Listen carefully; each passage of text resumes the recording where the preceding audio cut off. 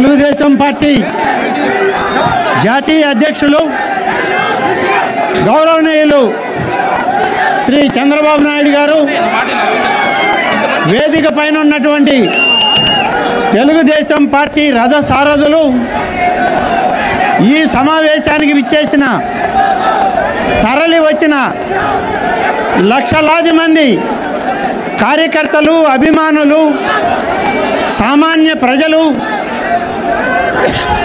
అందరికీ స్వాగతం పలుకుతూ ప్రతి ఒక్కరికి ఈనాడు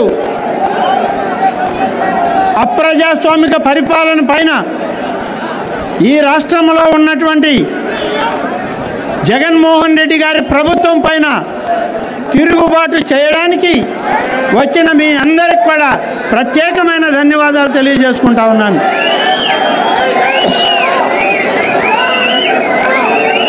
ఉమ్మడి నెల్లూరు జిల్లా ఒక ఉద్యమాల పురిటిగడ్డ. సారా ఉద్యమం మొదలైన నెల్లూరు జిల్లాలో మొదలైంది. అక్షర ఉద్యమం మొదలైన నెల్లూరు జిల్లాలో మొదలైంది. చంద్రబాబు నాయుడు గారికి అత్యంత ప్రీతిపాత్రమైనటువంటి పొదుపు లక్ష్మి ఉద్యమం మొదలైన అది నెల్లూరు జిల్లాలో మొదలైంది. ఇవాళ జరిగేది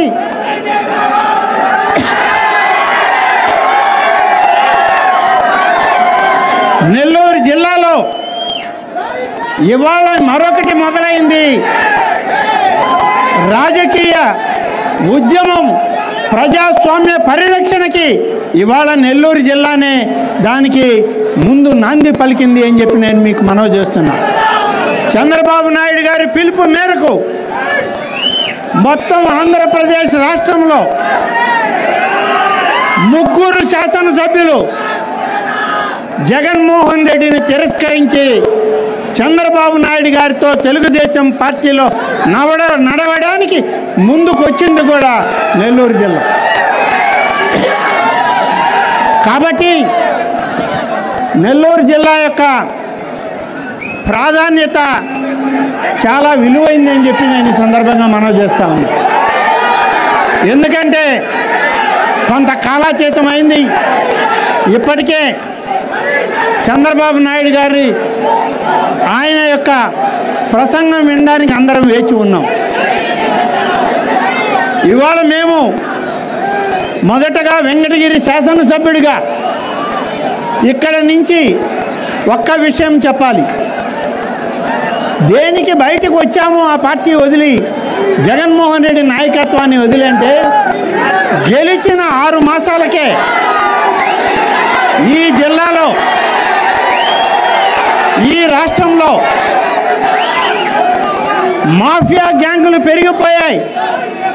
మన ఇక్కడ బెటాలియన్లోనే నేను మాట్లాడాను, పోలీసు ప్రోగ్రాంలోనే మాట్లాడాను. అయ్యా, నెల్లూరే కాదు రాష్ట్రమంతా మాఫియాలు పెరిగిపోయాయి, ఎక్కడ పట్టినా మాఫియాలు అయిపోయాయి, ఇది కాదు మన ప్రభుత్వ విధానం అని. అప్పటి నుంచి కక్ష కట్టి వెంకటగిరికి ఏ పని కావాలన్నా ఎత్తి చెత్తబుట్టలో వేయడమే. నేను అడిగింది ఏం అడిగాను వాళ్ళని? నాకేం పదవి ఇమ్మని అడగలేదు. వెంకటగిరిలో 100 పడకల ఆసుపత్రి పెట్టండి అని అడిగాను, బుట్టలో వేశారు. సోమశిల స్వర్ణముఖి లింక్ కాలువ ఇది నాది కాదు. నేను బొజ్జల గోపాలకృష్ణారెడ్డి ఆనాడు ఇరిగేషన్ మంత్రిగా బాబు గారితో పనిచేసిన తుమ్మల నాగేశ్వరరావు అందరం కలిసి రూపొందించిన ఈ యొక్క సోమశిల స్వర్ణముఖి లింక్ కాలువకి నిధులు ఇవ్వండి అంటే దాన్ని బుట్టలో వేశారు.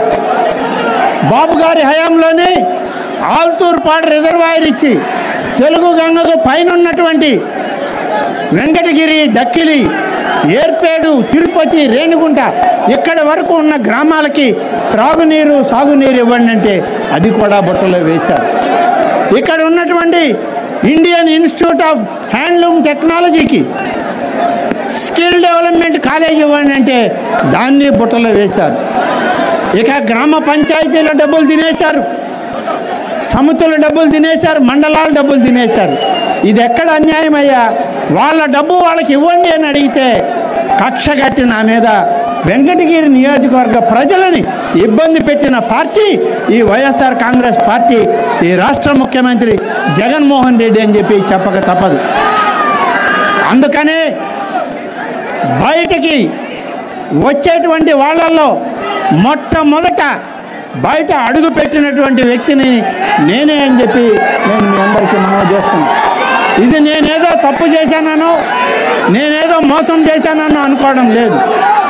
సామాన్య ప్రజల యొక్క భవిష్యత్తుకి సరైన మార్గం కావాలంటే భవిష్యత్తులో తెలుగుదేశం జనసేన నాయకత్వం చంద్రబాబు నాయుడు గారు ముఖ్యమంత్రిగా ఈ రాష్ట్రాన్ని పరిపాలిస్తేనే ఈ ప్రాంతం అభివృద్ధి చెందద్ది అని నమ్మకంతో ఈ పని చేయడం జరిగింది. 2 సంవత్సరాలు 3 సంవత్సరాలు అయిపోయింది. సోమశిల ప్రాజెక్టు కొట్టుకుపోయే పరిస్థితి. ఈ రోజుకు ₹1 ఖర్చు పెట్టలేదు. ఏమని అడిగితే నిధులు లేవంటారు. అన్నమయ్య ప్రాజెక్టు కొట్టుకుపోయింది. ఇవాళ సోమశిల ప్రాజెక్టుకి అదే పరిస్థితి.